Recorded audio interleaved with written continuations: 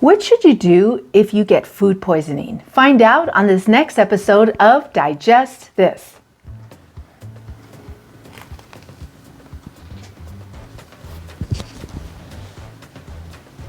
Welcome to Digest This, the show that helps you revolutionize your digestive health. Here are your hosts, Dr. Liz Cruz and Tina Nunziato.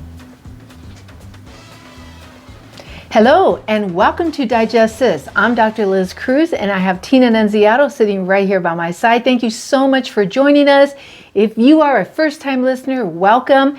And if you're a regular listener, welcome again. And we are so appreciative that you guys are taking the time to hang out with us on these podcasts or YouTube if you're watching us by YouTube, because we know that everybody has such hectic, busy schedules. So the fact that you have taken this time out to be with us means the world. So thank you so much.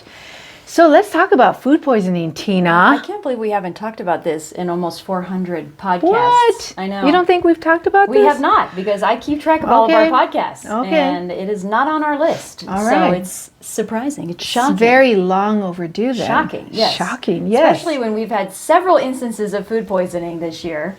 First one being, for me, the very start of this year. Oh, yes. I got to bring in 2023 with food poisoning. Yes, So, yes. I remember we were in Cancun. Yes, we were. Yeah. And we went to, one of our excursions was at this place called Xcaret. And it was cool. It was a very cool experience. You get to like go into the caves and stuff and climb and go in the water. And it's a very, very cool experience. And then they have this beautiful buffet where I mistakenly ate salad at a buffet in Mexico.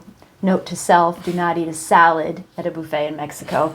By the next night, I had almost passed out at the dinner. Actually, I did pass out at the dinner She table. did pass out. Yeah. She's like, I'm not feeling good. And her face looked white and she literally like passed out in my arms. Yes. Yeah. So anyway, I was escorted to bed, and I was down hard for like 2 days from that.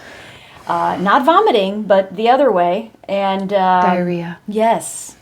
So much. And it was not good. And it actually took me almost 2 months to fully recover, where I was having like my normal bowel movements again. It was really crazy. incredible. Well, you're fortunate that you got back to your baseline of bowel movements, because you do have a good pattern. Yes. Just thought I'd share that. I do have a good pattern. She has a good bowel habit, and so you're lucky, because a lot of people, well, not a lot, but some people do not get back to what their original baseline was as far as bowel movements, and sometimes will actually get a new baseline. So Interesting. yeah, and that's just because the flora in the changed. intestine has changed. Yeah, I do notice that my bowel movements still smell a little bit like Mexico bowel movements. Really? Even to this day. This is 6 months later. Huh. But not as much as it was. What kind of still smell there. would that be, I wonder?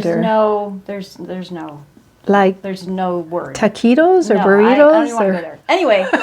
Okay. One of the things that helped me through this time was resting, of course, drinking a lot of water, and then I literally was like tripling up on probiotics. Like that's, I think, what helped me recover. How many times a day were you taking it? 3 times? I was taking them 3 times a day. Okay.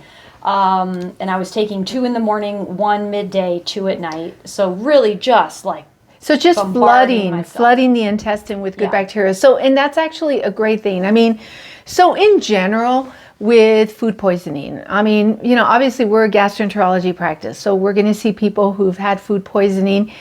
Typically, we don't see someone who is in the midst of their food poisoning, because by the time we see them, they've already had an episode, or maybe they got sick enough where they had to go to the emergency room, and then, they come to us and they tell us about the ER visit. But in general, the school of thought has been that, like Tina said, you rest the bowel also. Okay, Tina was talking about actually getting rest and sleeping, but also resting the bowel. And so you want to make sure that you get a lot of fluids, a lot of water with electrolytes, very important. With super salts. Exactly. That in there. With electrolytes, and you really want to be on a bland diet, okay? And you may or may not have heard of what they call the BRAT diet, which has been around, that mnemonic has been around for decades. And basically it's been the recommendations that has been given to patients for years, patients that go to the ER or go to their primary care, banana, rice, applesauce, and toast. So sticking to a brat diet, very bland diet. And then, and then the other thing is, like Tina was doing, is really pounding the probiotics in and getting that good bacteria, planting that good bacteria into your intestine. Yeah, and one of our daughters got, it's crazy. We went to First Fridays last Friday with some friends, and we all ate the same food, and she ended up that night vomiting the food. And I'm thinking, all I could think to myself was, when are we all going to be getting up and vomiting this food? But none of us did except for her. So I don't know if she just got a bad piece of something. I don't know. But anyway, she was hurting pretty bad that night. And again, the big thing too with food poisoning is trying to vomit. If you can vomit and get it out. She was trying to hold it in, and I kept telling her, you got to get it out. You got to get it out. Like, you're going to feel better if you get it out. Let it out. Because a lot of people get scared and they don't want to puke. But you got to get it out. It's your body. Isn't it crazy what our bodies do? Your body is going to try to get rid of it. Either you're going to vomit or diarrhea. Right. Depending how far in that food has gotten digested and in. I mean, if it does get digested and gets past the stomach, then most likely, if there's going to be something that's going to cause you some food poisoning, then you'll end up probably having diarrhea. Some people have both, vomiting and diarrhea. Some will have a fever, because also you could get, it could be something viral, it could be something bacterial. You could, have a fever with it. Some people may even have a little bit of bleeding, a little bit of blood mixed in with the diarrhea, depending on what bacteria. There are some bacteria that will cause so much inflammation that it'll cause some blood, some bleeding. And so, food poisoning, very common, okay? Food is not sterile. When you eat food, it's not sterile. And that's the reason that we have acid in our stomach, okay? I mean, we're not going to get deep into that, but I do want to mention that, acid, in addition to, it has multiple functions. One of them is to help break down certain foods like protein. But another thing that acid does in the stomach is to help kill off virus and bacteria that get introduced into your stomach with food that you eat. Because again, your food is not sterile. Right. Okay. So is it then more common for people who are taking PPI medicine like omeprazole, pantoprazole? Are they more then susceptible to acquiring bacterial infections, viruses, things like that? Absolutely. Because they're suppressing, if you're on these acid reflux medicines, especially the PPIs, you're suppressing acid. And if you don't have you're not suppressing it all day long if you're taking one in the morning, but it's suppressing it for 12 to 14 hours. And so, any meals that you eat during that time period, if you don't have acid in your stomach, absolutely, you can be predisposed to getting an infection. So what happens in the stomach exactly when you get exposed and the stomach is saying vomit? I think that, if something it gets into your stomach that has some virus, some bacteria, where it irritates your stomach to the point where your body is so smart, and where your body immediately reacts, your intestine reacts to it to the point where it's just trying to clear it out.